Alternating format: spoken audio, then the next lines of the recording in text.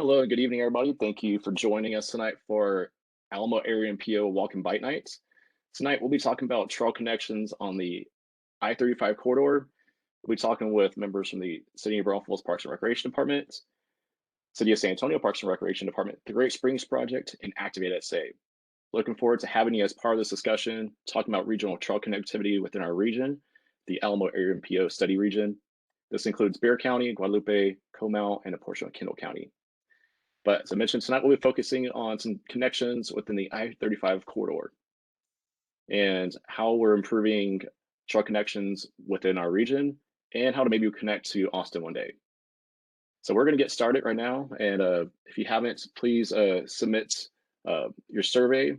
We can scan this QR code and we'll also include that in the chat box as well.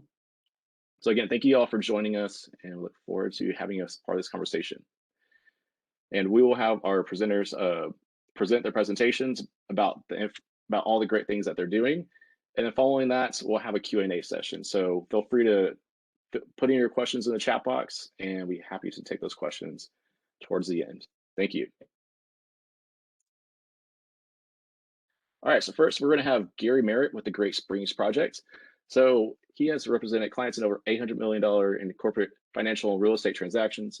Garry brings the Great Springs Project, a unique combination of business development savvy, real estate law expertise, government service, and long-standing commitment to conservation of Texas's natural resources.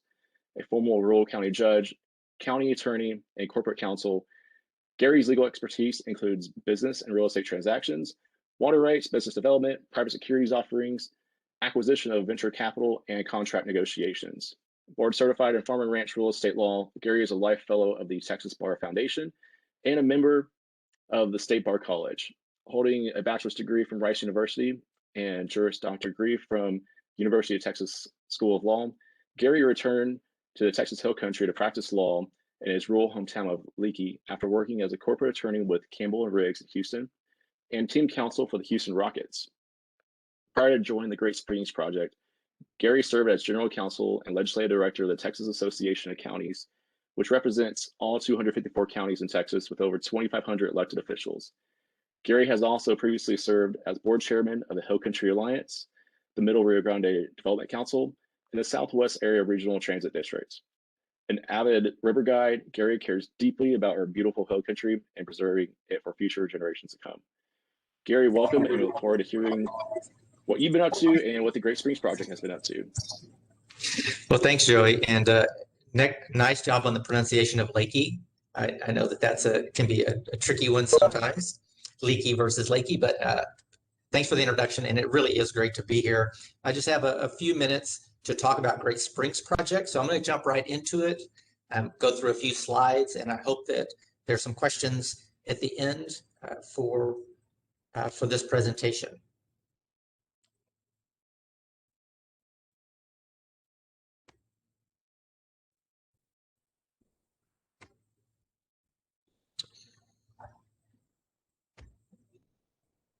So this is what we do at Great Springs Project. We are one of the holders of this. Sorry, your slide was coming up kind of slow there. You're good to go now, though. Oh, thank you. Great, thanks, Joey. So this is kind of the hook for Great Springs Project. We actually have an "and" in our mission, and I'm going to get to that in just a minute. But this phrase of a spring to spring trail from the Alamo to the Capitol has certainly captivated some attention recently. You may have seen articles as a culture map, Houston Chronicle, Travel and Leisure, and some other places about this idea.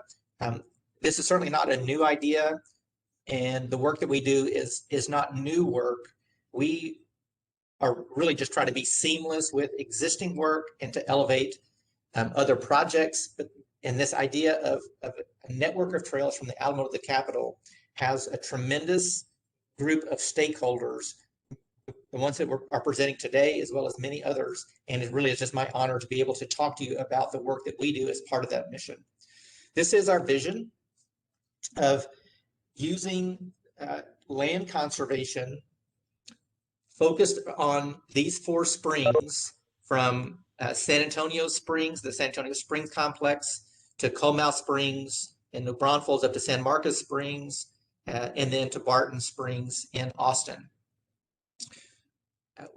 Based on work that has been done before us as far as the conservation necessity around these springs, we are looking to add an additional 50,000 acres of protected lands over the recharge zone, and that's this lighter color here, next to just to the west of the springs. That's the recharge. And then to connect these springs with a spring-to-spring trail from the Alamo to the Capitol. We have a big stakeholder tent, and there are a lot of people working on projects up and down this corridor, trail project as well as conservation projects, many of which are focused on these springs.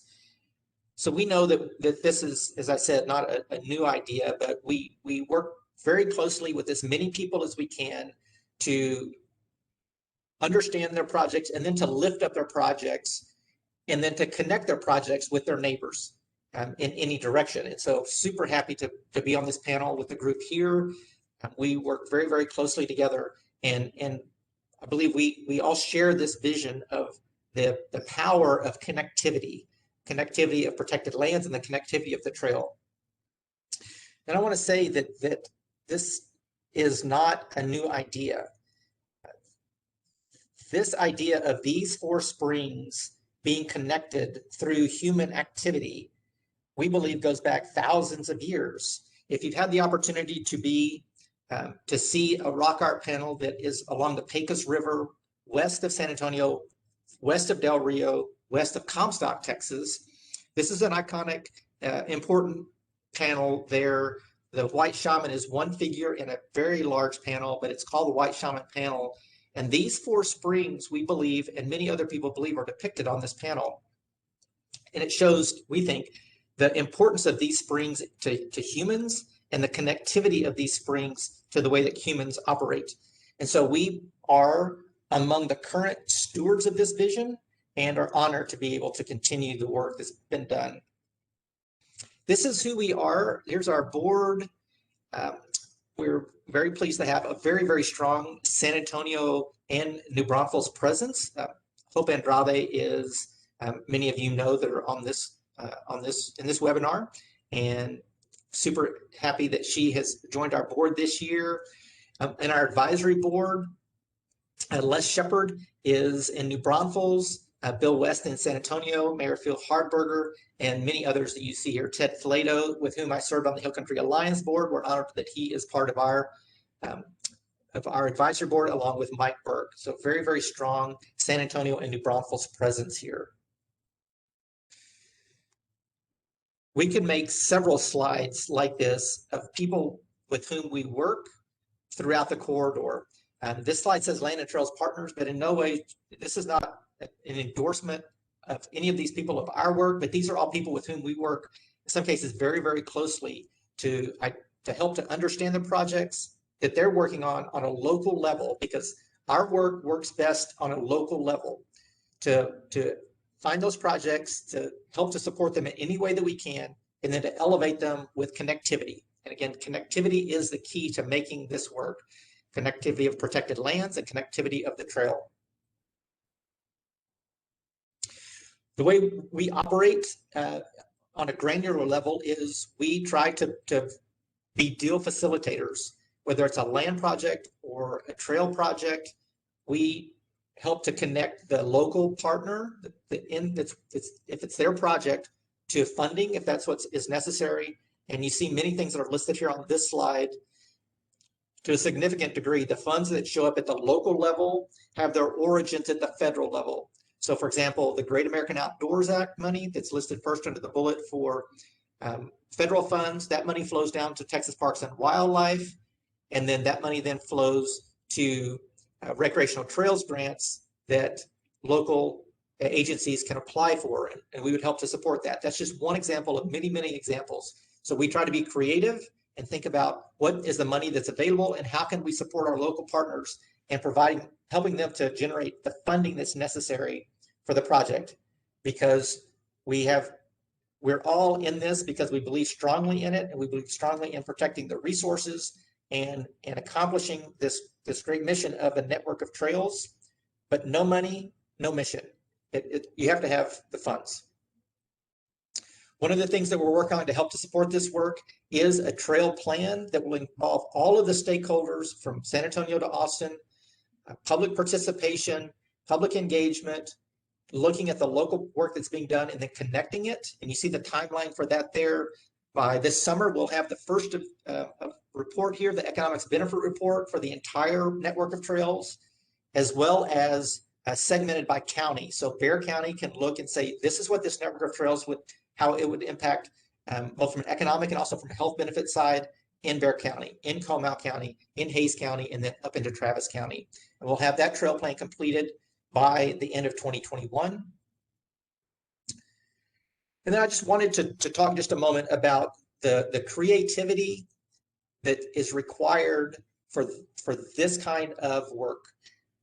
So kudos to David Bemporad for putting this slide together. We've used it several times now to talk about the fact that this is in many ways an infrastructure project as well as a civic project. And it takes a lot of people coming together with a shared vision and shared work to accomplish what we're trying to accomplish here. You can see that on the local level and you can see it on the regional level. And then this is my last slide. I'll just say that this project works because it has tremendous benefits across the region, and it checks a lot of boxes for a lot of people. This slide used to say everyone loves trails, and here's why.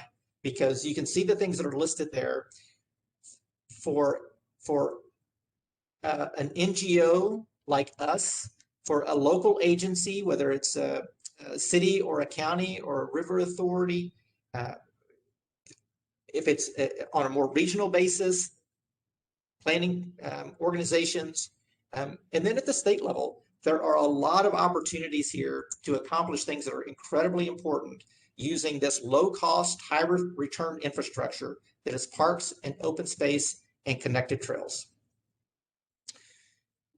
That's my presentation. I'm going to turn it back to Joey. I know we're going to talk some more about our piece in this, but really appreciate the opportunity to be here with you all today. Thank you, Gary. Always very exciting as always. I know a lot of our community has, like you said, seen a lot of this media attention, and that's really captivated a lot of us. And I've seen, especially on social media, a lot of people have been very captivated by this idea and the possibility of this. So it's exciting to see this happen and, bring everybody together because, part of this also correlates with some of the work that the MPO is trying to do, especially in this regional connectivity and even connecting with Austin. A while back, we worked with the Capital Area MPO, which is where Austin's at, and we're talking about regional connectivity. So it's, pairs well with that, and also with things like the TxDOT Tourism Trail Study. So very exciting. And we're going to hear next from Jim Bailey and David Bemporad. I'll share my screen real quick again.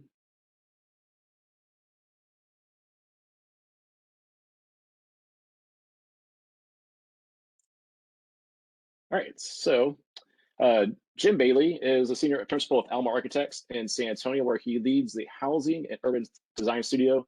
He, along with his partner, Irby Hightower, has played a key role in many major local planning efforts over the last quarter century, including the Downtown Strategic Framework Plan and the Housing Policy Framework. With his deep roots in the community, broad experience, and intimate familiarity with the geospatial and socioeconomic makeup of the city, Jim is often called upon to help navigate the intersection of design and public policy. In 2019, he founded ActivateSA, a guerrilla planning initiative and think tank whose mission is to build out a robust and connected active transportation system for San Antonio, and he is currently serving on the steering committee for the development of San Antonio's 20-year, multi-million-dollar strategic housing implementation plan. Jim is driven by the belief that active listening and deep collaboration are the foundation of a future San Antonio that is just and sustainable. I'm also going to introduce David next.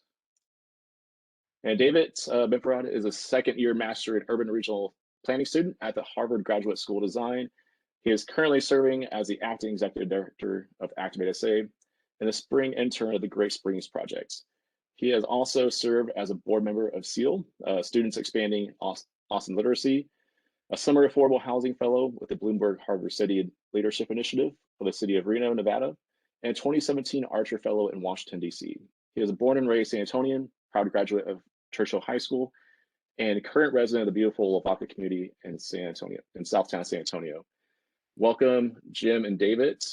Look forward to hearing about all the exciting work that ActivateSA has been working upon lately, and I'll let y'all take it away. Great, thanks, Joey. Happy to be here with you all. I think the only thing I like doing more than talking about trails is actually being out on them. I really appreciate Gary's introduction. It's a little difficult to kind of talk about the story of ActivateSA and the Great Springs Project in 10 minutes because there's kind of so much to it, but they're inextricably linked. A little bit of background. I would say almost 2.5 years ago, I and a group of other folks, civil engineers and landscape architects and some other folks, started really thinking about, connecting the greenways to our regional centers, to downtown. The first one we started working on was a route north out of Brackenridge Park, striking out toward, past the airport, toward McAllister Park. Well, it turns out there were a whole lot of other people that were interested in not just that particular route, but connectivity across the board. And that's where we first met the Great Springs Project. So we began to map out a greater network, and more folks sort of joined our ranks. And we realized there was a hunger kind of for this conversation, and there was an advocacy void for active transportation and recreational opportunities like our fantastic greenways present. And you're going to hear more about our greenways in a minute from Brandon from Parks. But last year when the pandemic hit, we're all a bunch of kind of designers. We're architects and civil engineers and planners and landscape architects and so forth. We're like, well, what can we do to help? Because all of our planning just sort of stopped at that point.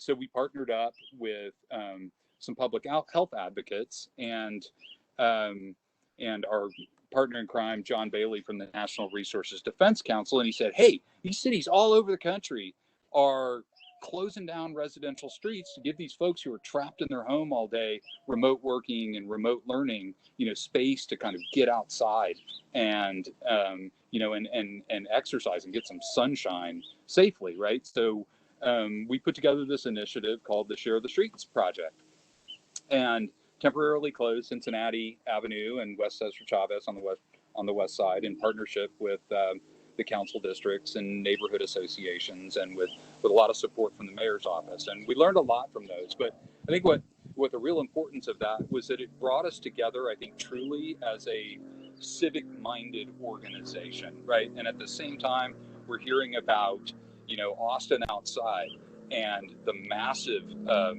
active transportation bond that just got passed with them as this huge sort of advocate, along with this sort of accompanying or supporting affordable housing bond. And as you probably saw from my resume, all of these things are important to me, and to all of us who participate in ActivateSA, because they're all interlinked, right? So we've worked on a number of things. We've just about got our 501c3 status set up. We think we're going to be staffing up pretty quick here. We're extraordinarily grateful to the Great Springs Project, who we have been working with like since day one, because they were some of the folks that were interested in this route out of Brackenridge Park. And they have graciously funded the salary of David Bemporad, our acting executive director, while he finishes up his degree over these last couple of semesters. That's really allowed us to make a huge leap forward in the kinds of policy advocacy that we can do and the kind of community support that we can provide. So we do a number of things. We provide critical expert commentary. We do route finding, community engagement, and I think most importantly, we host regular meetings to bring everybody who's anybody in the transportation ecosystem in the San Antonio metropolitan area together to just have conversations and coordinate. And we've been really enjoying those and look forward to continuing those in the future. David, next slide. So what we're doing right now, and I'm going to turn this over to David real quick, and I'll get back to the Great Springs project at the end and focus in on that. But we're doing a number of things. We're focused on a new active transportation highway system in San Antonio that connects up all of our greenways and regional centers, as the sort of top tier of kind of projects in an active transportation system. But we're also super focused on neighborhood connectivity. How do we provide for a future San Antonio where every kid can get on his bike and safely get to school, on a sidewalk or in a bike lane? How do we get people safely from their homes to transit stops, right? And from their home to their work or to the grocery store, or just to be able to get out on a Saturday or a Sunday and head out to the Greenway network, which will eventually connect up every major sort of civic function and key park within the city. That's just this like incredible vision that our Parks Department has been working on. With that, I'll turn it over to David. Absolutely. And in identifying these ideas for an active transportation highway system, we had to start with the amazing system that's already there, the Howard Peak Greenway system, and the amazing miles of connection that connect really well to almost all 13 of our regional centers and so many of VIA's existing and proposed rapid transit routes. We've also looked at the River Authority proposals going to the Bexar County Commissioner's Court next month with 22 new projects that can extend this amazing network, as well as potential future linear greenways that have already been identified by the Parks Department, and the City of San Antonio proposed projects to be funded by AAMPO, which are going before the council session tomorrow. With looking at all of that, we've identified an initial list of 8 projects. Some of these are expanded greenways in pink. Some of these are cycle tracks and active transportation highways in orange, and almost all of them are a combination of the two. But it's worth noting that there are missing links in this system, even with this vision. On the north and southwest sides, there is a great need to build in new connectivity, and we are excitedly working with local leaders to find that connectivity. Because it's more than just 8 projects. It's about turning them into an active transportation network that serves every San Antonian. Like Jim said, it's about making sure that every neighborhood has access. It's about building out a plan to guide every project so that we're not building a bit here and there. It's all part of one network that works together for a better San Antonian future. We've done some initial cost estimation, but we want to get into what these projects look like on the ground and where they go. That northern route out of Brackenridge Park is what is part the Spirit Reach, but mainly the Flyway, which is our name for a connection from the Almost Basin Trails up to McAllister Park, connecting to areas like the Quarry and the industrial areas along Vider, along the airport along Wetmore Road to Salado Creek. We envision this to be a separated cycle and pedestrian path with shading and lighting amenities that sometimes is folded into a more industrial fabric and other times expands outward and meets the needs of an expanding commercial center like the Quarry. We're also very excited about two potential connections that we've identified from the San Antonio River to Salado Creek. But it's important to note that the east side, between the Arena District and downtown, is historically far underserved and deserves every connection possible. So we're excited to work with the community to identify a third route through the east side to make sure that this area is as served as they need to be and that we accurately reflect the needs of residents. We're also excited to expand upon Brooks's amazing work with the Green Line connecting to the San Antonio River and connect that aligned with their plan out to an extended Salado Creek.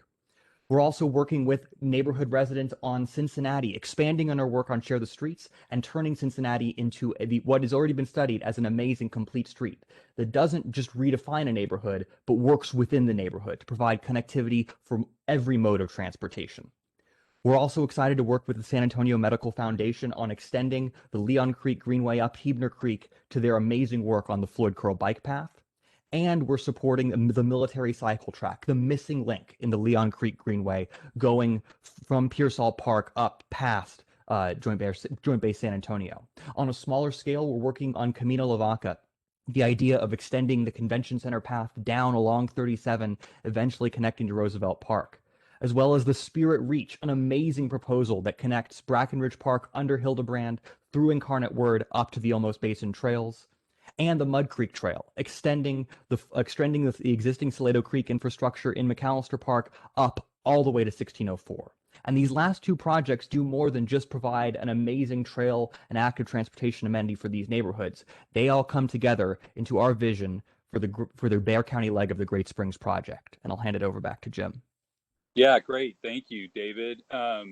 So as I mentioned, a lot of us kind of came together around the planning of this trail. As we were down in the ditches, taking photographs and testing the viability of routes and, doing mapping and spatial analysis.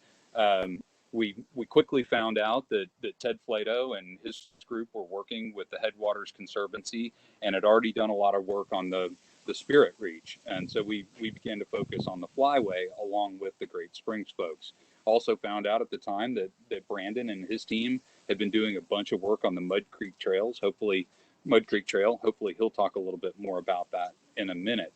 So increasingly we began to see our role as the sort of leading advocates in Bexar County for the Bexar County leg of the Great Springs project is to fill in the gaps, right? Identify where, like these areas in green that you see on this map, like from downtown to Brackenridge Park and the little section of the Basin Greenway. There's a little section of trail up by 1604. There's another section of Salado Creek Trail where we might need to do some trail upgrades or additional infrastructure interventions or kind of some consistent wayfinding to sort of tie all of this together, in addition to advocating for the Spirit Reach and Mud Creek, which, as David said, are up before Commissioner's Court next month. We've done a bunch of technical analysis on the flyway, which is that middle one in orange. We've been working on it the longest for a couple of years. We say that project is shovel ready. We intend to get that done soon. Our hope is to, at least in part fund it through the 2022 bond, leveraged with other funds, perhaps TxDOT, perhaps other funds. We are currently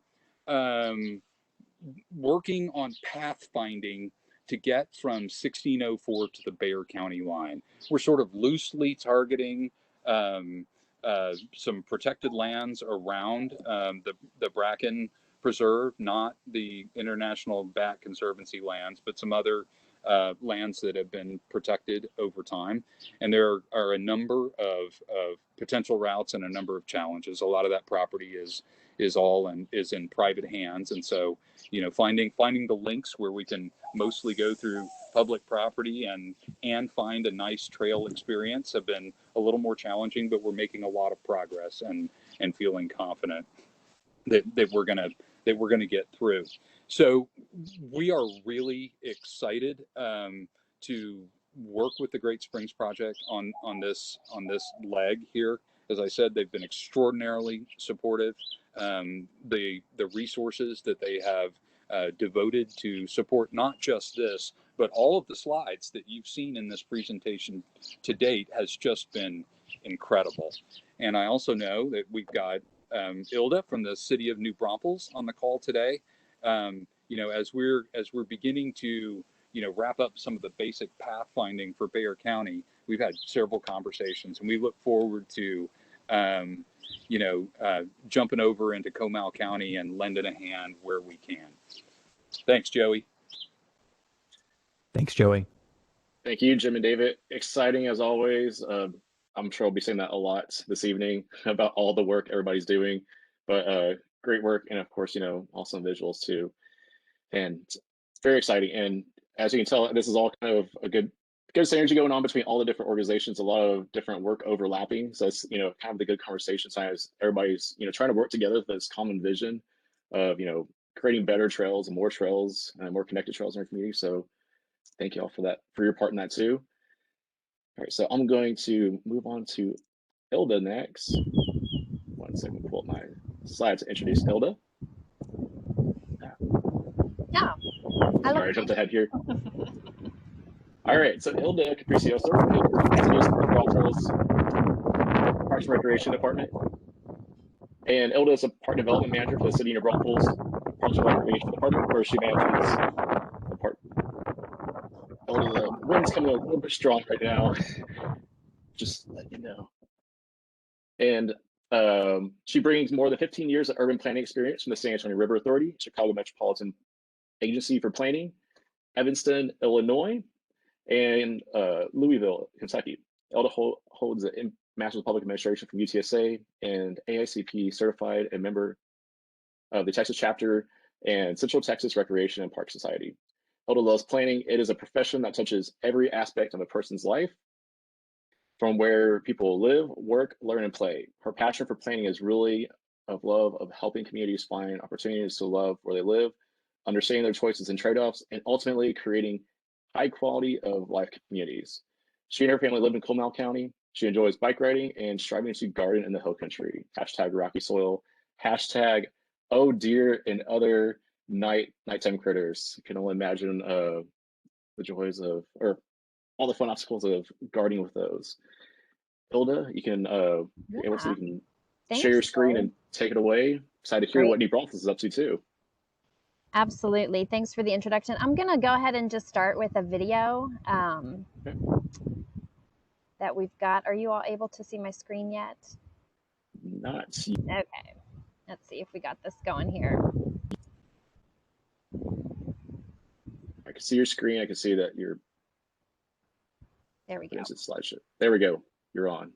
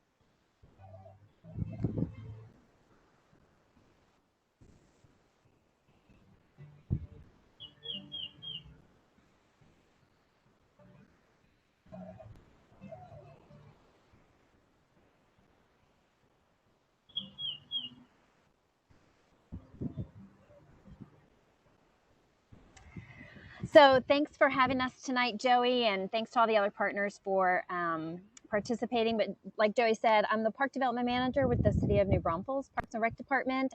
Just a quick little selfie of myself here at the Brazos River in Waco at the Texas Recreation and Park Society a couple years back. I showed you guys that video because I feel like that really encompasses kind of the next level of trails that we're really trying to accomplish here in New Braunfels. And we're a little behind in our trail system, but we're making some progress, and I'm hoping to share some of that with you today. I also just point out that Dry Comal Master Plan Trail was a recent award recipient for excellence in planning at the TRAPS conference this year, so we're really excited and proud of that accomplishment.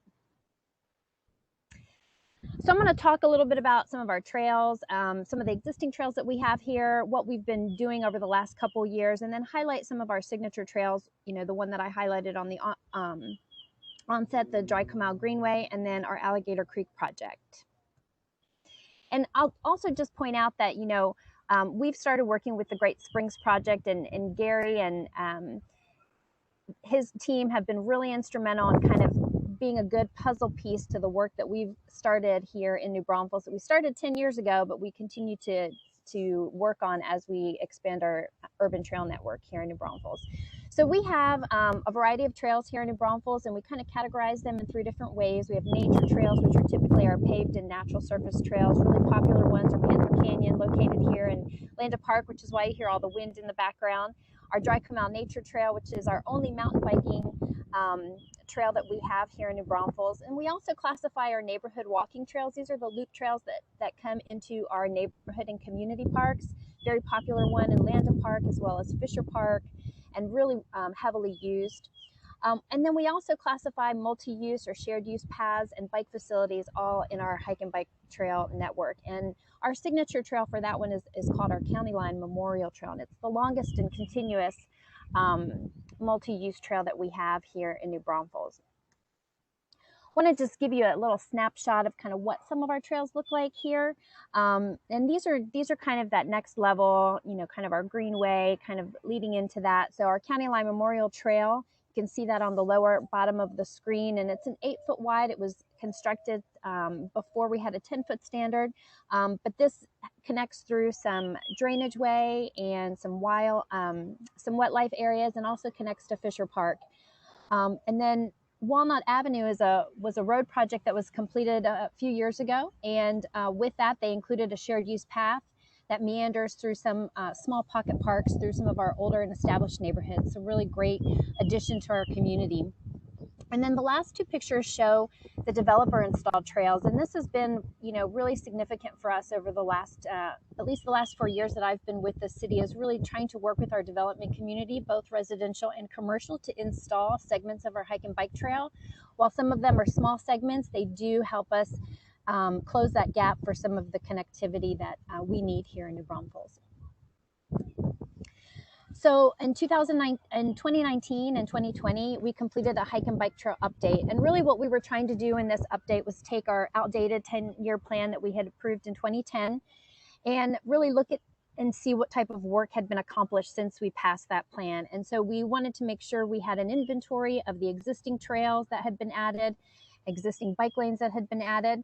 And as you can see, our current network here in New Braunfels, it's kind of sparse, but the green lines show the bike lanes and bike routes, and then the yellow are these off-street. And so while it's sparse, it's also really not well connected. And so one of the things that the hike and bike trail plan does for us right now is it really identifies these opportunity areas that we need to get more focused on. These areas were identified in 2010 and reevaluated in the hike and bike trail plan to give us some focus for funding, focus for future studies. The last thing that the hike and bike trail plan did, it also provided a public forum for looking at where the hike and bike trails are, whether they're proposed or existing. And so you can go to the city's website, click on the GIS link. For time's sake, I won't go to that link tonight, but you can, like I said, visit the city's website and click on the GIS link, and the hike and bike app plan will show up, and you'll be able to zoom in, zoom out, look at the topography, look at those opportunity areas in more detail if you live here in New Braunfels and are interested in learning more about those details. So like I mentioned, you know, one of our key priority projects for the city is the Dry Canal Creek Greenway Master Plan, or the Dry Canal Creek Greenway. We were awarded a technical assistance grant several years ago to complete with the National Park Service to really help visualize and master plan and bring together stakeholders to determine, you know, how we can phase out for this this Greenway project. And it's really a really important project to the community. The Dry Canal Creek is a tributary to the Canal River, and the Canal River is home to a few endangered species and some really important headwaters for the canal. So we want to make sure that we continue to protect that. And this master plan identifies some environmental and watershed improvements that can be made for that project.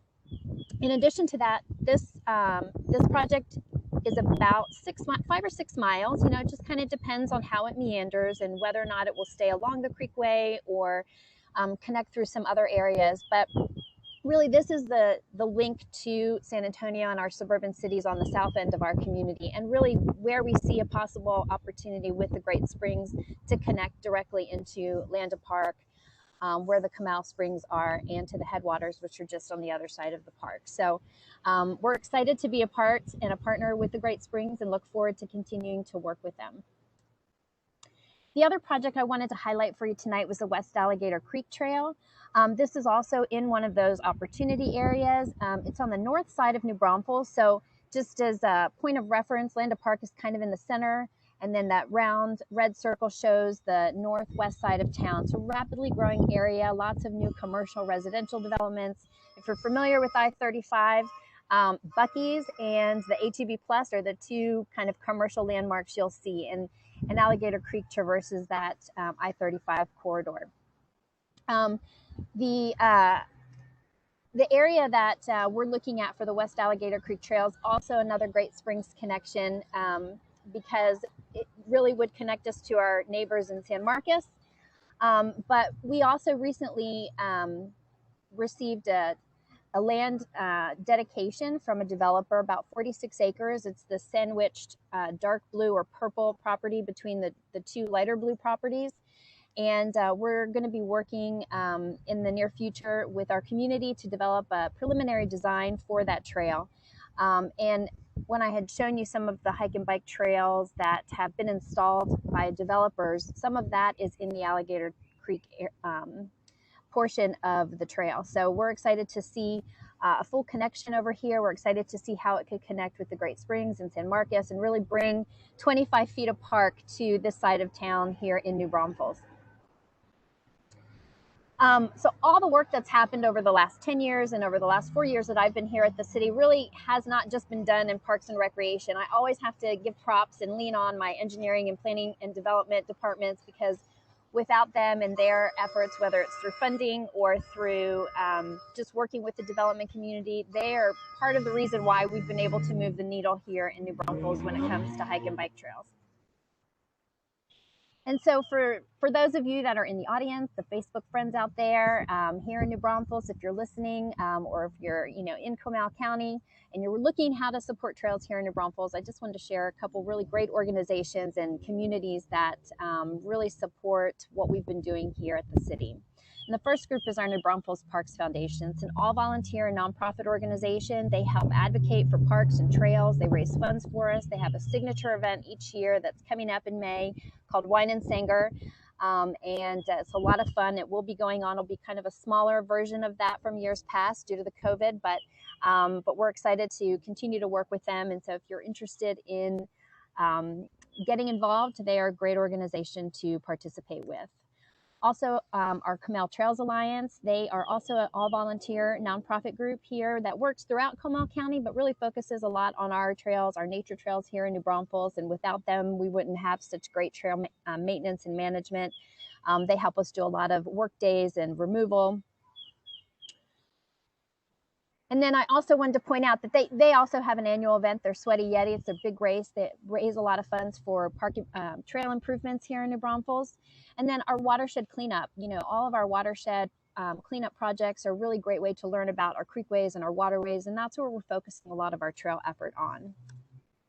Also wanted to point out that we have an excellent cycling community here in New Braunfels. It's very supportive of walkability, bikeability here in this area. And so if you're interested in getting out on your bike, whether it's a slow snail ride with your friends and family, or maybe you're looking for something a little more athletic, this is a group that can provide some of that opportunity here in New Braunfels.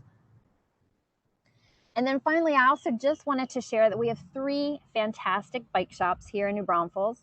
We're still a pretty small community. We only have 3 bike shops, but each of them have their own little niche. The Chain Link is a pretty established bike shop here, and it's a great resource. If you visit their website, they have popular routes that people like to take. So if you just kind of want to explore on your own, that's a great place to look for things. Pedigo Electric Bikes is new to the community, and we're part of the hill country, so we got some hills over here. And so if you're looking to rent an electric bike or even purchase one, they're a great resource here in New Braunfels. Both of those are located pretty much in the center of town. And then Gnarly Bikes is also just another niche bike shop that really focuses on BMX and supports our youth community in terms of getting out there and burning off that energy and exploring mountain biking and other things like that. So I'm thrilled that I was able to present to you guys tonight, and I'm happy to answer any questions when we get to the Q&A part, and I'll pass it over to Brandon, or back to Joey probably. Thank you, Ylda. And definitely don't undersell yourself like that. New Braunfels is doing a lot of great work, and there's a lot of great momentum happening, and especially talking about all the community support and the trails that you already have on the ground. So I think there's a lot of good momentum. There's some good building processes going on. So a lot of exciting work happening in New Braunfels as well. Well, thanks a lot. Thank you for presenting. All right. And next, we're going to move on to the City of San Antonio Parks and Recreation Department with Brandon Ross. And Brandon Ross, let me go back here. Brandon Ross is a Parks and Recreation Manager for the City of San Antonio. He is currently managing the planning, land acquisitions, design, and construction of the Howard W. Peak Greenway Trail System, a growing network of multi-use hike and bike trails along San Antonio waterways. His previous experience includes initiatives and projects related to community planning, land use, and residential development. He has a bachelor's degree from the University of Texas at Austin, a master's of urban planning from Texas A&M University, whoop, and is a member of the American Institute of Certified Planners. Welcome, Brandon, and of course, we're excited to hear what all San Antonio has got going on for trails and the ever-expanding Greenway Trail system here. Take it away. All right, Joey, thank you. And yeah, big whoop to my son who just got accepted into the College of Engineering at Texas awesome. A&M. So he'll be a freshman next year. Congratulations. Thank you. All right, let me get this thing up. Here we go. Can y'all see that okay? See your background of your computer. There we go. There we go. Yes. All right. You're good to go. Maybe there's a lag. Anyway, all right. So I know I've presented to BMAC and PMAC before, and I want to make sure and try to cover some new ground tonight, updates and things like that, and also kind of talk a little bit about our role in the Great Springs project. So what we're at right now on the Greenway Trail System and implementation is 82 miles. We've done 82 miles so far that have been open to the public, and that includes, oh gosh, I think it's about 29 miles now on Salado, about 25 on Leon, 17 and a half on Medina, and then we got a bunch of other little tributaries and West Side creeks in there. We have 15 miles of trail under construction right now, and so there's a lot more being built as we speak. There's also another 17 miles in planning and design phase, and then another, well, 1,600 acres or so, 1,650, something like that, of creekway land that we've acquired up until now of the floodplain along these waterways. This is, and maybe a delay here, but this next slide is the breakdown of the trails that are under construction right now, because I know a lot of the folks that I see at the BMAC and PMAC meetings, a lot of times, you know, they know this stuff sometimes better than I do. So this is hopefully good information for everybody here in San Antonio and elsewhere. We are right now trying to finish up the last piece that will connect the Leon system to the Salado system up near Eisenhower Park. That's 1.8 miles. That's right here at the top of the list. When that's done, we'll have over 40 miles connected here together. And, you know, that will be a crowning achievement for sure. And by the way, I would be remiss to not mention that we are still working on Fort Sam and trying to get that done. And so, you know, God willing, we're going to be able to move the horses out of the way that are currently stabled in the trail path that are there. We're hoping to do that over the next few months. Hopefully we'll be able to get that done and then move on with the start of construction on that trail. I'm hoping within like a year, but I've said that many times before, so don't hold me to it. Anyway, once we get that connected, South Salado is here, which has 8 miles, and we're just breaking ground on another 3 miles. So that'll be 11 plus this, plus that. It's going to come to probably about, let's see. It's 40 plus about another 15 or so. So it'll be well over 50 miles that's connected together, probably closer to 55. We've got a new trailhead at Commerce at East Commerce Street. We've got a trail being built that's down at the south end of Levi Strauss Park. We've got a trail connection being built over to the Wilshire Terrace neighborhood on Salado. We've got, I mentioned the South Salado piece over here is 3.1 miles. West Side Creeks, Apache. There's a connection project being done as well over on Apache. Zarzamora Creek is 1.5 miles. Alazon Creek is 2.9. That was a cool one. That's going to connect Woodlawn Lake Park up with the rest of the West Side Creek system and downtown. The Calabar tributary that goes up to Tesla Road, that's another tributary, and then French Creek Greenway, which is Nani Falcone Park. So that's another one that's going to be really cool. This is a map showing the location of the last segment that we're working on right now, and dashed line here is the last 1.8 miles that's being built currently, which we're hoping to finish this summer and open that up to the public. On Eisenhower Park, this is the trailhead that we've built recently. And then on Medina, this is the complete system here, a map of the complete system that we have along Medina River that connects up with Mission Espada. By the way, we are hoping to get that county approval this spring for more funding, which would include 8 of the trails that the city was planning on accomplishing under the Howard W. Peak Greenway Trail System. That'd be 8 additional trails, plus another one that would go to Vaughn Army, which is about 7 miles, and it goes from Medina River National Area here to the left of the screen, west about 7 miles. So that would be a really cool one too. This is some pictures of the Medina River Greenway Trail System, including the latest connection that we did that connects with Mission Espada. This is some of the pictures we have of the East Commerce Trailhead that I think is now open to the public. We just had substantial completion meeting yesterday on this. And then this is another one at Maverick Creek that has just opened to the public, like, let's see, March 8th. It was last week. And so that's my presentation. And by the way, I realize that I've stuck pretty much to my corner of the world, but I do want to mention that I've been in close conversations with Jim and with David and with Garry and with all of the folks at Great Springs, with Ylda as well. And, you know, our intention is to try to do whatever we can on the city of San Antonio side, including, by the way, not only me, but also Grant Ellis, who works with the Edwards Aquifer Recharge Program, to try to make space available, to try to collaborate and to try to leverage each other's resources to make Great Springs become a reality for everyone. Because, of course, everybody realizes how amazing it would be if we could get all these trails connected up the I-35 corridor.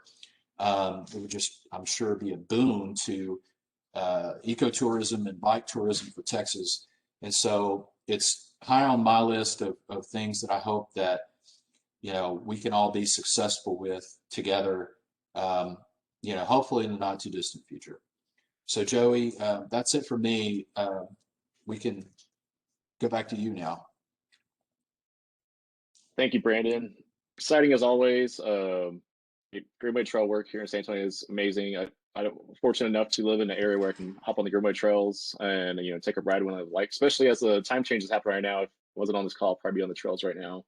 But exciting as always. And I think you brought up some good points too. Like, I know been at the MPO since December 2018, and, you know, in that time I've seen how, you know, you've worked together with, you know, New Braunfels, and I think it's really important and, you know, amazing to see how all the different agencies and partners in our region have already been working together. And now we have nonprofit groups like the Great Springs Project and ActivateSA are all working together towards this common mission.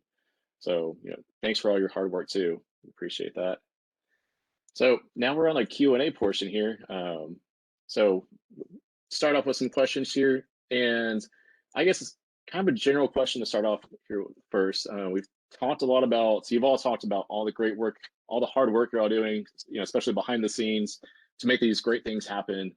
And so a lot of these are trails, you know, off the streets. And, you know, like myself, I try to bike to the trails if I can, try not to drive. What are some of the efforts you're doing to provide more on-street connections? I'm sorry, my voice is going out, but like, what are some of the things you're doing to create some safer on-street connections, whether it's, you know, neighborhood connections or, you know, on-street connections that provide, you know, safer bike paths on the streets to the trails? I guess, how is that working relationship going between some of y'all, Parks and Rec side or nonprofit side as well? I can just maybe start, I guess. Go for it. You know, for us, I know it has a lot to do with coordination with our public works department, because they're the ones working on the street network. So we trade GIS information, try to plan those things to where, you know, we're taking advantage of all those good opportunities. And there have been quite a number of times when we've tied in with sidewalk network and other, you know, multi-use paths and different bike facilities that have been built by our Public Works Department. So a lot of it is just really coordination with Public Works. We also are coordinating with TxDOT. By the way, they've got a really, really ambitious plan, TxDOT does, for the Loop 1604 corridor, which includes trails, a lot of interconnected trails at I-10 and 1604. So sneak preview on that. And maybe I'll take a crack at it from the nonprofit side. So, you know, one of the things that we're discovering as we, as I mentioned, host these meetings where we bring together people from across jurisdiction. We've got, you know, folks from, you know, from VIA, from the River Authority, you know, Brandon, the folks at Park, City of San.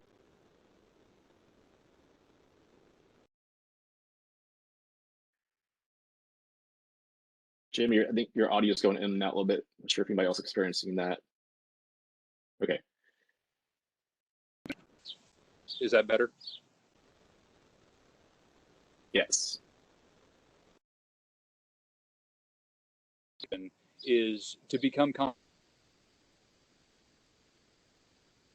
of a clearing. These different agencies and organizations can come together for the purpose of coordination and to become for the region, in a sense, where, you know, our map is only a couple of years old, but as we begin to layer on new VIA transit facilities, new greenways, you know, new active transportation connections throughout the city, you know, that we have this resource here that all of these agencies can, you know, utilize to, you know, to help with that collaboration and connectivity. Great.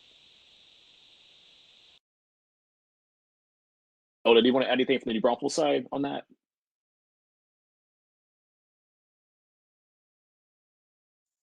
In terms of adding connections to you know, trails from on street to the trails within the Braunfels area. All right, so maybe you're getting reset up there. You're on mute right now, by the way.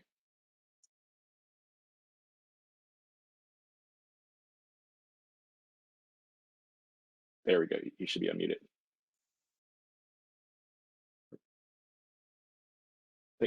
The audio is not coming through right now. Pandemic woes here in virtual meetings. Hold on, I'm not sure. Let's see.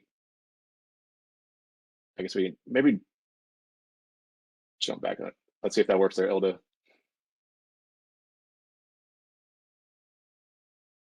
All right. Maybe we'll circle back. I guess, you know, going through some of the questions here on Facebook too, we're, you know, trying to answer some of those. And, you know, as we're talking about those connections, I know Jimmy mentioned, you know, coordinating with VIA, you know, transit access, and you know, also a question for Brandon too is like, is there, you know, special coordination in terms of like maybe providing access along VIA routes as well? Yeah, for sure. I mean, they're also a layer on the GIS map. And, you know, we've tried to take advantage when we could of connecting in with locations that are bus stops, transit centers, and that. I mean, so yes, and I'm hoping that that's going to grow over time. You know, VIA now is the recipient of more funding to bring a larger vision to fruition for their system. And so hopefully, you know, that'll be one of the benefits of that. Great. Yeah, absolutely. So, you know, one of the things that we're doing on all of our maps for these proposed projects is, in coordination with VIA, layering in all of their lines so that we understand where those opportunities for connection are. Furthermore, I just wanted to say that the San Antonio chapter of the Urban Land Institute has just started an initiative to look at micromobility transit hubs. And I'm excited to see that all the different partner agencies are involved in that. Great. And jump over to Great Springs project real quick. I guess talking about the initial, I guess, inspiration for this vision. A lot of us have seen, you know, some of the great trails in the United States, you know, like, you know, the Appalachian trails, you know, really very cool, inspiring one. So you've got, the East Coast Greenway going from Maine to Florida, some of the other great visionary trails that go across the United States. Garry, how did this vision come into place? And long term, do you see this trail possibly growing beyond Austin and San Antonio?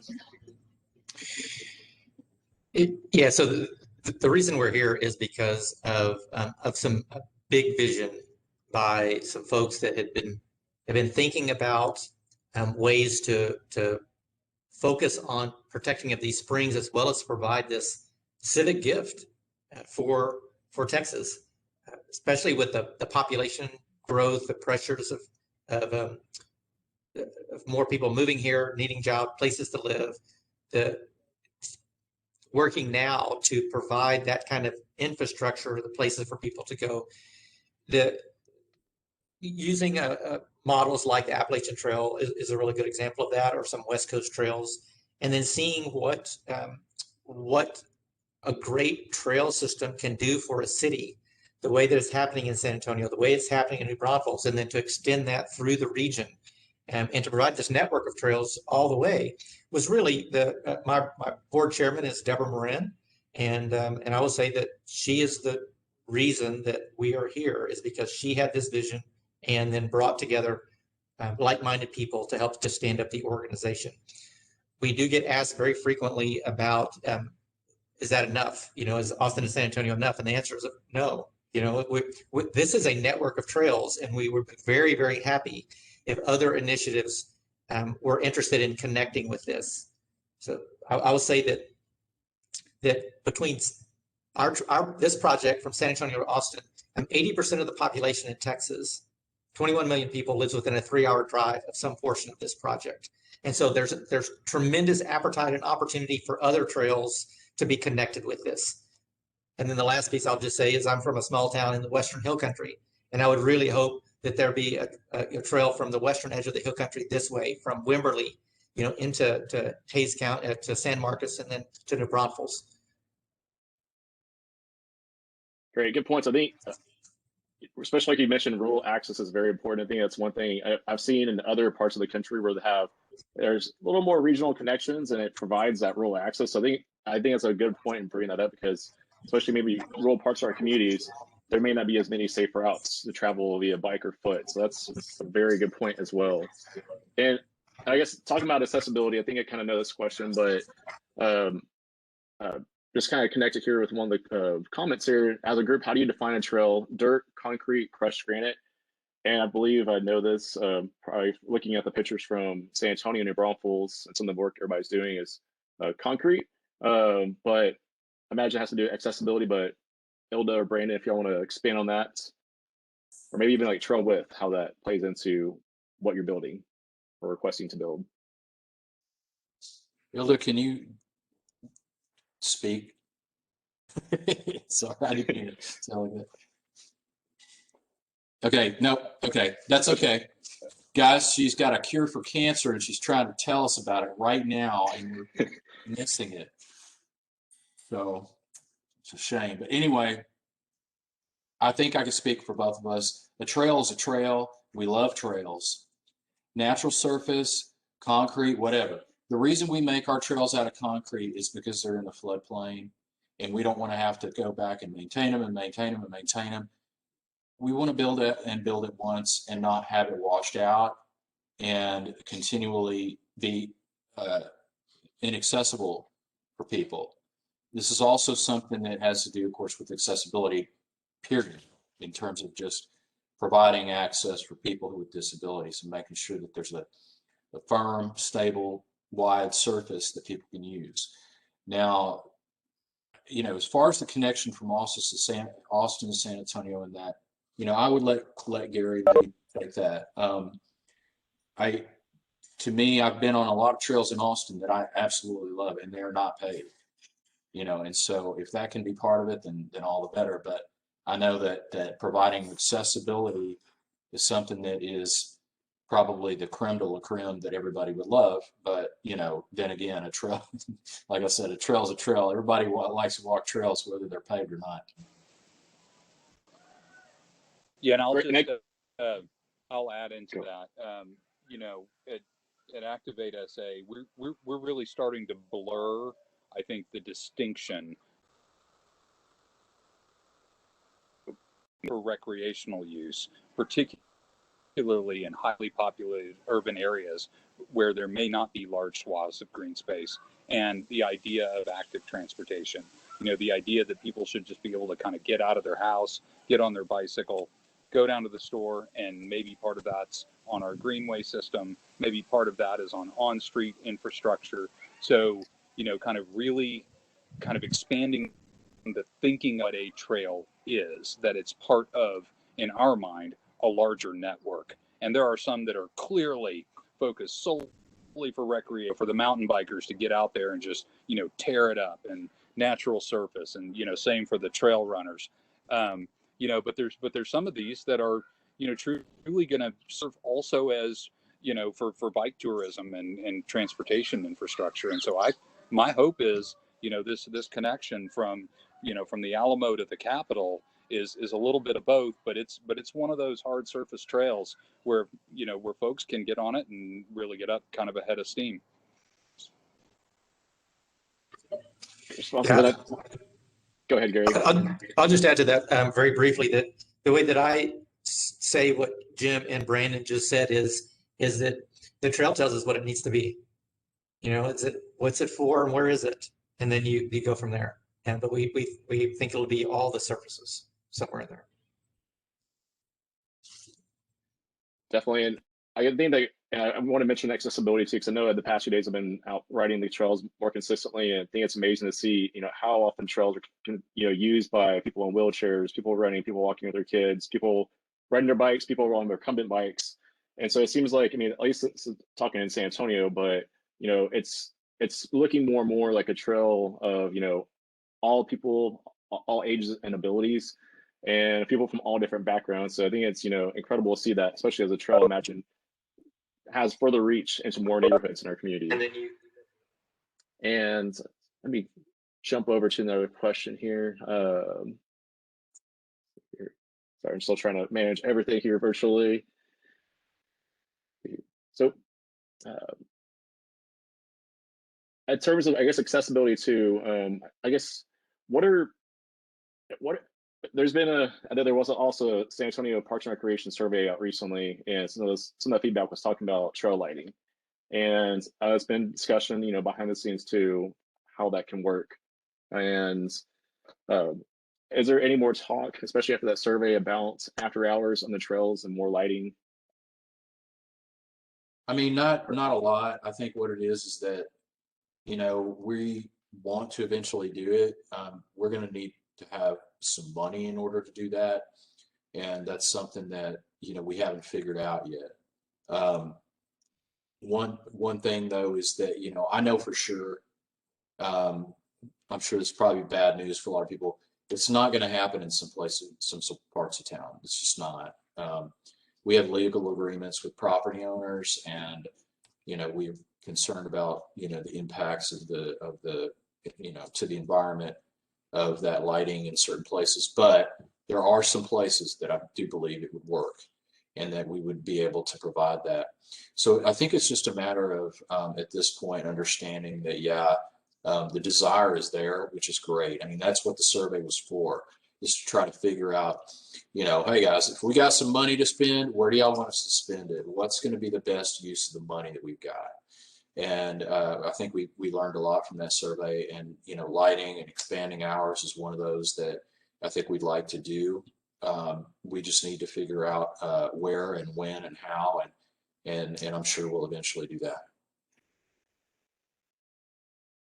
Right, good feedback. And I know that's always a common question we're being asked. And I think, hopefully we can also build out more of our street network so people can feel safer when they're riding. And, when times come for sundown, right now, hopefully people can, ride in the street and feel comfortable doing that too.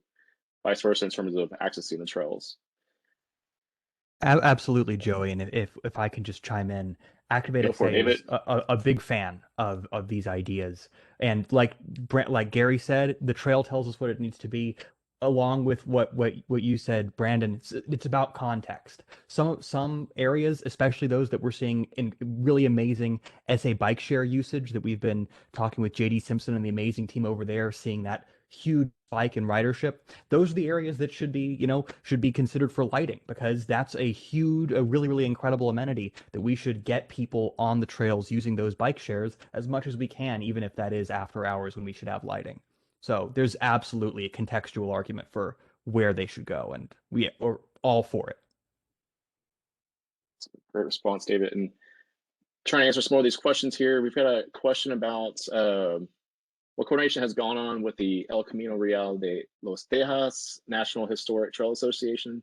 Seems to be some overlap of trails and development plans.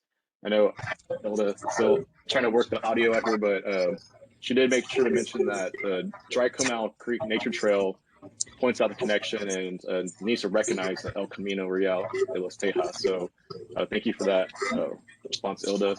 I'll be working on some more responses from Ylda there. We're working through the audio technical part here, but feel free to continue asking those questions. And I guess a big one, I know it's been brought up a couple times here, is our chat box. What will we, I think she's speaking to the larger plan, the Great Springs project. When will we see these plans on the ground?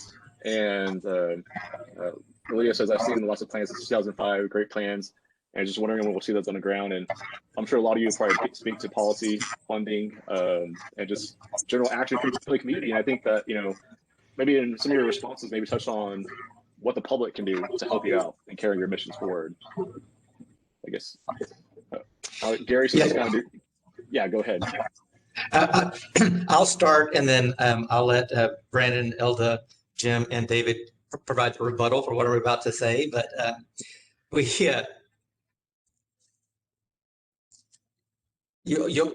trail starts with a plan, but then we want to move into implementation as effectively and opportunistically as possible. Our timeline for Great Springs project of having the connected trail is 2036, 15 years. We have a trail plan that will be completed at the end of this year. There's great trail work that's being done along the way. There's certainly some places that we're going to need to be proactive and very strategic on how to connect that network of trails in certain locations outside the municipalities specifically. But that's the timeline under which we're working. And we're built, and every day our mission is to try to get trail on the ground. We talk about it every single day. How do we get trail on the ground today? Great. Now, I'll go ahead and add on Ylda's comment here, and let some others speak on this too. Ylda says that City of Braunfels hopes to secure funding for the Dry Comal and Alligator Creek trails in 2021. These trails will be the initial links for the Great Springs project in New Braunfels. That's part of the piece that they're working through to make those connections. My hope for Bexar County, that slide we showed, is within 5 to 6 years have the Bexar County leg. I think we've got some more challenges getting the work in New Braunfels, but we're up for the challenge. Great. And Brandon, I know you did mention, I know in terms of, building out the rest of the San Antonio Greenway Trail network, part of that is funding right now. And you mentioned earlier about the Bexar County piece of possibly contributing money towards or funding towards the trails. That's been kind of a point of conversation a lot lately. And would you like to speak on that anymore in terms of maybe that development for funding going forward? Yeah, sure. They've said conceptually that they would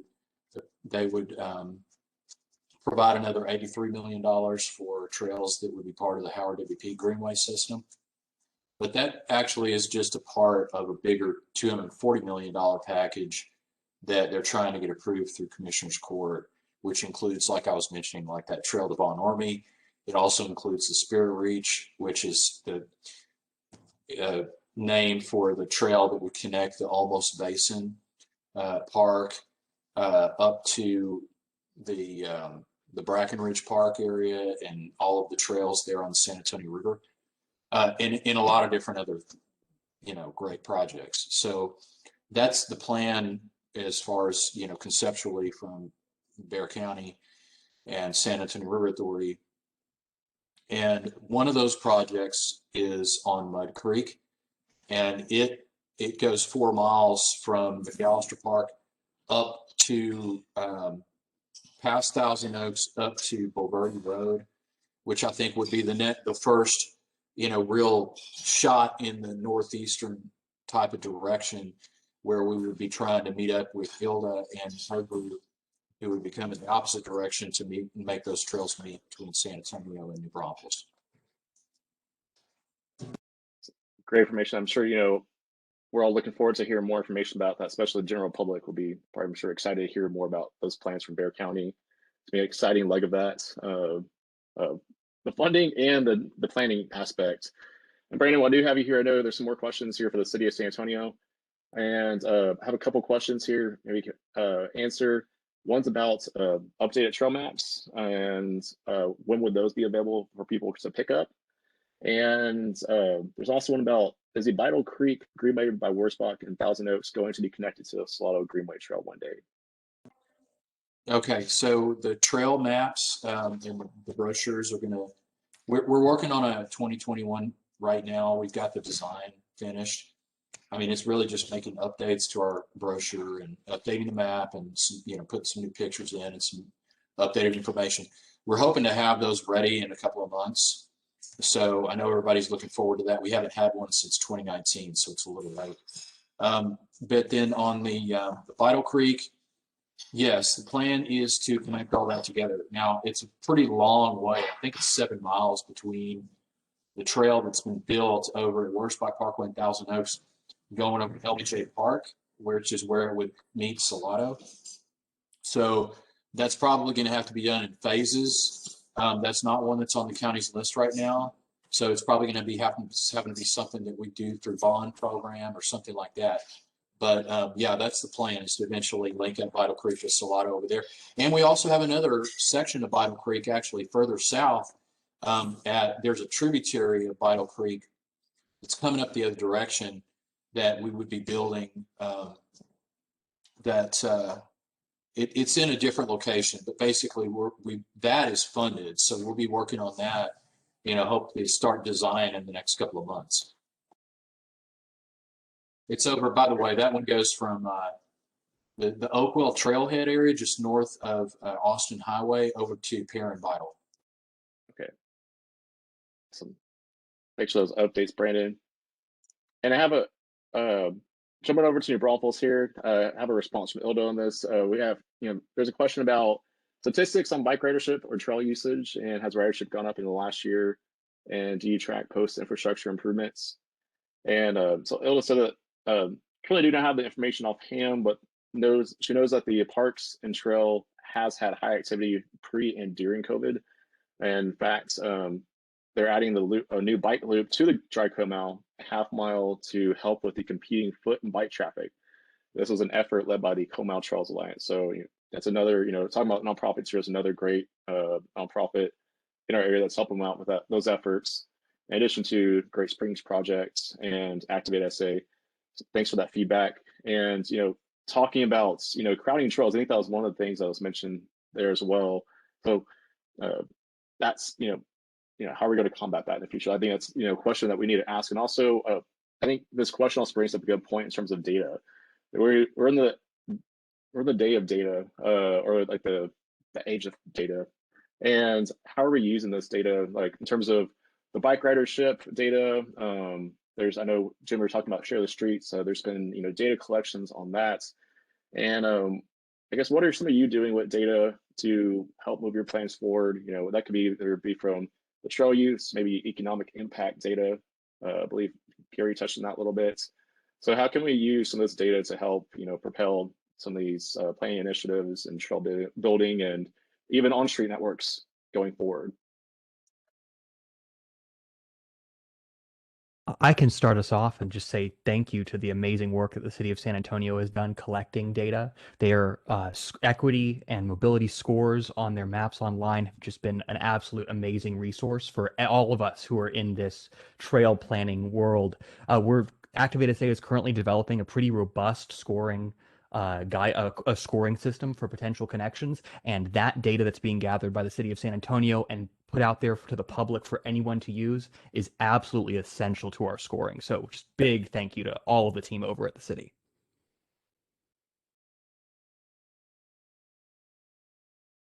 And yeah, thanks, David. I actually was not instrumental in putting that together, but that is a really good resource. We have eco counters, which are trail counters that we've been able to track trail use, and you know, we've had a lot of increased use definitely since COVID-19. I think probably a couple of reasons for that. One is, of course, that the parks were closed for a very long time, and I think this was the only outdoor recreation that we offered for quite a number of months.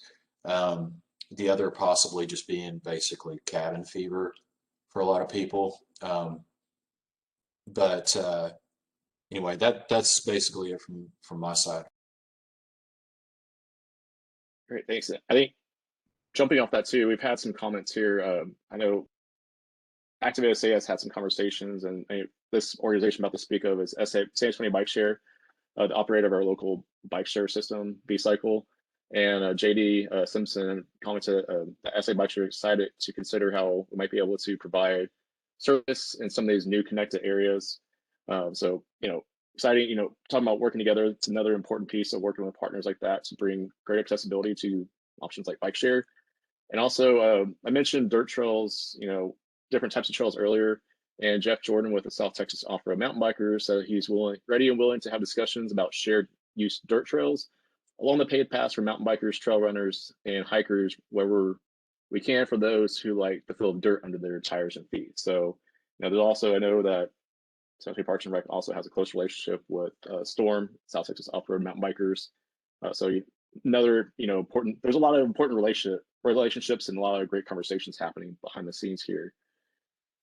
And so going back to some of the things, it's answering some of these questions here. Is another thing about some San Antonio things here, and that is the regional centers. And wondering if one of you would like to expand on what these 13 regional centers are and how they're important to some of the work that you're doing. Yeah, the city of San Antonio went through a comprehensive planning exercise called SA Tomorrow. And out of that exercise emerged this kind of data-driven realization that there were existing and emerging, population and employment centers throughout San Antonio. And there's 13 of these, and they all have a little different character, right? One is medical center, one is Brooks, one's Port San Antonio, one's the airport, there's the arena district, right? And then there's sort of chief among them is downtown, right? It's the biggest regional center of them all. So the idea is that's where the growth is happening. That's where the jobs are, right? That's where the most people are in most cases. And so if we're gonna tackle our carbon footprint, which is a result of this huge sprawling footprint that our city has, we're going to have to get smarter about how we deploy transportation infrastructure, development incentives, and so on and so forth to ensure that we are doing what we can to foster growth within these regional centers, right? So that we can build transit corridors that have heavy enough ridership, right, that they can really make our public transportation system sing, right, and that we can get our best bang for the buck in the deployment of active transportation infrastructure, right? So they are important in that way. And if you look at some of the maps that David was showing you, Brandon's created this wonderful emerald necklace all around the city of San Antonio, Bexar County, and the river kind of comes up through it, right? And the regional centers are all kind of out around there, and it looks like a big wheel, right? And downtown is it's the hub of that wheel. And so one of the things that we're really focused on is, sending spokes out from that hub so that we're creating an active transportation network to connect up the places where the people are and the jobs are and the future of San Antonio is. Great. I think it's a great nonprofit citizen perspective and forward thinking look of what those regional centers mean and what they are for San Antonio. Thank you for that, Jim. And just to answer a couple other questions before we close, Brandon, these are for you, general trails questions. So one is over on the Medina River Trail, there's a housing development by the golf course that and it's caused, I guess there's some construction that's caused the trail to be closed. And sometimes Lydia's asking how long that will be closed or how long that will be worked on. And also there's another comment too, is Paul says it's not safe from Jones Maltsberger outside of the park, maybe referring to Gouser, and so no bike trails to get to the park, and the speed limit is 40 miles per hour. So that's also talking about some of our street connectivity. Here we've talked about a little bit, how we can also improve that to make it easier to get to our parks and recreation facilities or off street networks. And so Brandon, if you want to maybe answer that question about Medina, if you Yeah, the Medina River Trail. Yeah, sure. That's the Mission Del Lago development that's going on over there, and it's going to be closed for probably several months. I can't speak too poorly of that group for cutting our trail off, though, because they're the ones that gave us the easement in the first place. So I think everybody's disappointed that, yeah, the trail's going to be closed for a little while they build their roadway, and it's probably going to be November is the estimate for when that's going to reopen. And I think the other thing was more of a comment than a question. And so, yeah, there's some spots where the trails get close to the streets. It's not as safe as we would like. Of course, we'd love to have all of it very, very separated from, we didn't even have to see vehicular traffic from the trail, but but we do what we can to try to make those connections, and some of the places it gets a little closer. Thanks. I think it's a good point. We've talked about this too, working with our, other departments within, larger city organizations like Public Works and more, and how, we're reaching these similar visions and accomplishing that. So, and again, great work to all of you for the work you're doing. Going to ask, for some final closing comments, and maybe also a call to action. What can citizens on this call, what can they do to help you out and propel and get you going? Garry, I'll go ahead and start off with you. Go in the order that we had our presenters present today. If you want to go ahead and give any last closing thoughts. Yeah, thanks. Thanks so much for letting me be here. I do want to make sure that people understand that for us at Great Springs Project, really the bedrock for us is that this network of trails and this land protection program is based in equities. So we have an equity framework that we're working on. We have an equity task force of people throughout the region that are phenomenal in their field, and they're helping to develop a guiding document for us, some guiding principles that we're going to use when we do the trail plan and when we work with all of the stakeholders, supporting the work that the local agencies and local municipalities are doing, but also to make sure that these equitable principles are part of our DNA as we work to put this together. And any feedback anyone wants to give for us, our website, greatspringsproject.org, there's a place to put a comment or reach out to us through that. So thank you for letting us be here today. Thank you, Garry. Appreciate that. And Jim and David, go ahead. What's yours right now? Yeah, I think I'll tackle the, kind of what can people do to help with all of this, folks that are passionate about trails. I think that the single most important thing to do is pay attention when things like this are going on.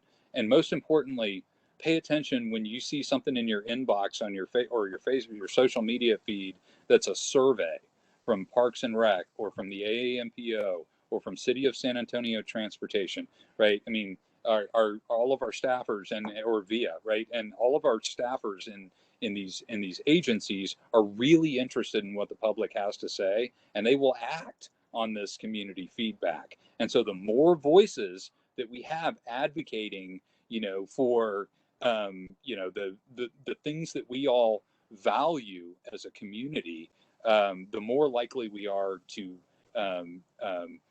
make substantive progress more quickly. So I think that's my takeaway. Thank you all for spending an hour and a half with you. Great to talk about trails. David, did you want to say anything? Yeah, just thank you all so much, and especially you, Joey. It's always great to be on a call with you, as it happens quite often. And I would just follow up on Jim's call to action by saying voicing your concerns and voicing your passions is so important, but also get out there and vote with your feet. Get on the amazing trails that we already have out there and ride your bike along Southtown, where there's so many cyclist counts going on right now. So get out there and show our city leaders that trails, cycling, and safe, equitably implemented sidewalks are really important to you and everyone you know. Great call to actions there, all three of you. And before we do move on to our governmental agency representatives here, do want to say too, before we close, that everybody here, their organizations have social media pages, websites that you can go visit. I know that our AAMPO team was posting information about the websites for the organizations participating today, so definitely go check those out. And if you're on social media, of course, go follow what these organizations are doing from a nonprofits or a governmental agency. So please definitely check them out. And before I forget too, the Alamo AAMPO, as David and Jim mentioned earlier, we have our call for projects going right now, and you'll be hearing more from the MPO in terms of our project call and the projects that agencies are hoping to get funded through the MPO, and we'll be needing the public's feedback on that. So Ylda had some comments here too. So she said, thank you for including the city of New Braunfels. Go visit them soon and come out to their trails. And of course, as she says, like them on all their social media outlets. So definitely do that and participate through your government and non-governmental organizations, either on surveys or plans, and look out for Alligator Creek outreach and survey in New Braunfels. So I'm sure maybe Brandon will probably echo this too. Just, definitely get involved with your public agencies, outreach and surveys and all the participation as well. Brandon, the floor is yours right now too.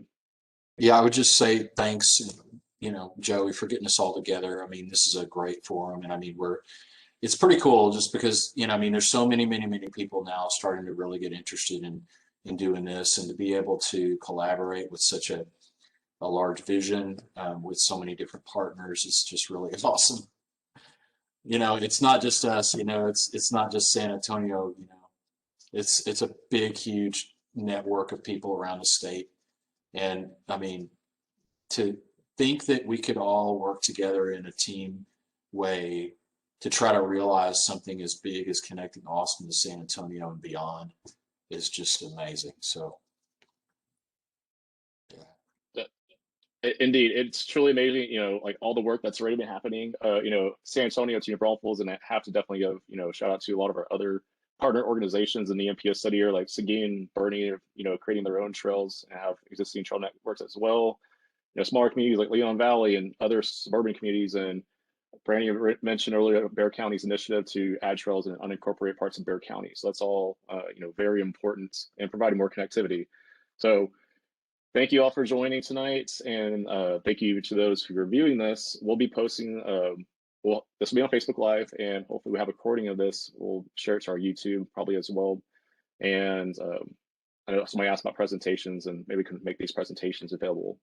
So I'll go ahead and end the live streaming right now. And thank you all for attending.